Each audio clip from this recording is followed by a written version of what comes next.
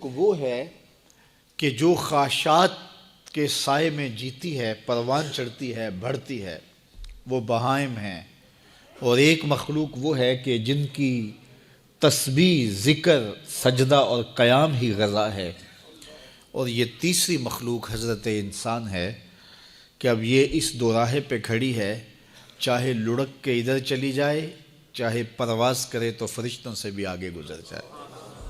اب یہ اس کا اختیار ہے. حضرت انسان اللہ کی تخلیق کا شاہکار ہے، تو وہ لڑک کے چوپایوں جیسے کام کرے تو پھر چوپایا تو وہ ہوا ہی ہوا، لیکن فرمایا بل ہم عدل، بلکہ چوپایوں سے بھی گزر گیا ہے. اس لیے کہ چوپائے کے پاس تو تھا ہی وہ جو اس نے کیا، اور اس کے پاس چراغ علم بھی تھا، جگمگاتی راہیں بھی تھی، جنت کے راستے بھی تھے. یہ آسمان کی طرف پرواز کرنے کی بجائے زمین کی طرف لڑک گیا تو یہ چوپایوں سے بھی بدتر ہے.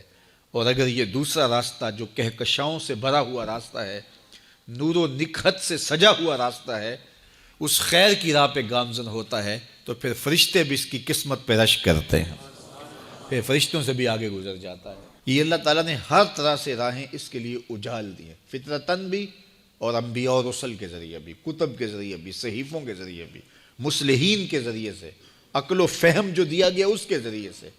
یعنی انسان کے لیے کوئی شک والی بات نہیں کہ اسے پتہ نہ ہو کہ یہ راستہ خیر کا ہے اور یہ راستہ شر کا ہے. یہ اس کو اچھی طرح آگہی دی گئی. جب کوئی چوری کرنے لگتا ہے، دیوار پھلانگتا ہے، اس کا دل دھڑکتا ہے.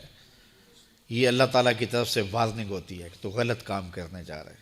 جب کوئی ڈاکہ مارنے لگتا ہے، ناکہ لگا کسی کو روکتا ہے، تو اس کا دل ڈرتا ہے کہ تو جرم کر رہا ہے.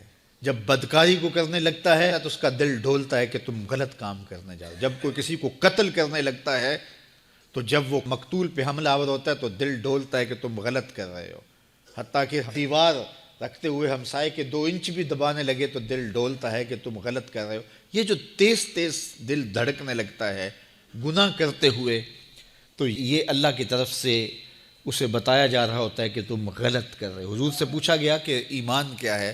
فرمایا جب نیکی تجھے خوش کر دے اور گناہ تجھے دکھی کر دے، فَأَنْتَ مُؤْمِن، تو تو مومن ہے. تو کسی کو پوچھنے کی بجائے اپنے اندر سے فتویٰ لیا جاتا ہے، اندر ہی بتاتا ہے کہ اچھائی کیا ہے، اندر ہی بتاتا ہے کہ برائی کیا ہے. اب وہ کس راہ پہ چلے گا؟ میرے حضور نے فرمایا جنت کا راستہ مشکل اور کٹھن ہے، اور جو جہنم کا راستہ ہے وہ آسان اور آراستہ ہے، شہوات سے سجا ہوا راستہ ہے.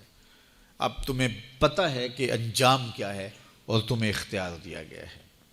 بعض لوگ اختیار کو اللہ کی رضا سمجھ لیتے ہیں، تو یہ بات جانیے کہ اللہ کی رضا میں اور اس کی مشیت میں بڑا فرق ہے. بعض لوگوں کی رسی اللہ نے دراز کی ہوتی ہے تو لوگ کہتے ہیں اللہ راضی نہیں ہے تو ایسا کیوں ہے؟ یہ کون سی کہانی ہوئی؟ ظالم جابر لوگ تختوں پہ بیٹھ جاتے ہیں، مختلف حکومتیں سنبھال لیتے ہیں اور خلق خدا کی ناک میں دم کر دیتے ہیں، لوگ کہتے ہیں اللہ راضی نہیں ہے تو ایسا کیوں ہے؟ یہ کون سی بات ہوئی؟ تو یہ ہمارا ایک خود ساختہ کہا ہوا جملہ ہے. حقیقت میں کیا ہے کہ اللہ کی رضا اور ہے، اللہ کی مشیت اور ہے. یہ اللہ نے ہاتھ دیے ہیں. اللہ کی رضا یہ ہے کہ ان ہاتھوں سے اچھے کام کیے جائیں. آنکھیں دی ہیں تو ان آنکھوں سے قرآن مجید کی تلاوت کی جائے، اللہ کی قدرت کی نشانیاں دیکھی جائیں. لیکن ان آنکھوں کو شہوات سے بھر دیا جائے، ان ہاتھوں کو ظلم سے بھر دیا جائے تو اللہ روکتا نہیں ہے. ایسا نہیں ہے کہ بندہ گالی دینے لگے تو زبان ٹیڑھی ہو جائے. ایسا نہیں ہے کہ بری نظر سے آنکھوں کی بینائی کمزور ہو جائے. ایسا نہیں ہے تھپڑ مارنے لگے تو ہاتھ رک جائے. ایسا نہیں ہے کہ وہ مے خانے کی جانب چلنے لگے تو پاؤں کی انگلیاں ٹیڑھی ہو جائیں، چلا نہ جائے. ایسا نہیں ہے. یہ اللہ کی مشیت ہے. اس نے قدموں میں طاقت رکھ دی، جدھر جانا چاہیں جائیں، اس نے اختیار بھی دیا ہے. لیکن یہ اس کا دیا گیا اختیار ہے، یہ اس کی مشیت ہے. لیکن اس کی رضا یہ ہے کہ یہ قدم اٹھیں تو مسجد کی جانب جائیں، یہ قدم اٹھے تو دکھیے کی مدد کے لیے جائیں، رزق حلال کمانے نکلیں. یہ زبان بولے تو قرآن کی تلاوت کرے، یہ لب کھلیں تو احادیث رسول کے نغمے ہوں، خیر خواہی کے کلمات ہوں، مخلوق خدا کی بہتری کی بات ہو. لیکن اگر کوئی گالی گلوچ دینے لگ جائے تو اس سے اللہ کی رضا نہیں. اللہ نے اعضاء بنا دیے اور اللہ نے انسان کو خیر و شر کی تمیز دے دی، اچھائی اور برائی کا پتہ دے دیا. اب اس کی مرضی ہے کہ وہ کدھر نکلتا ہے.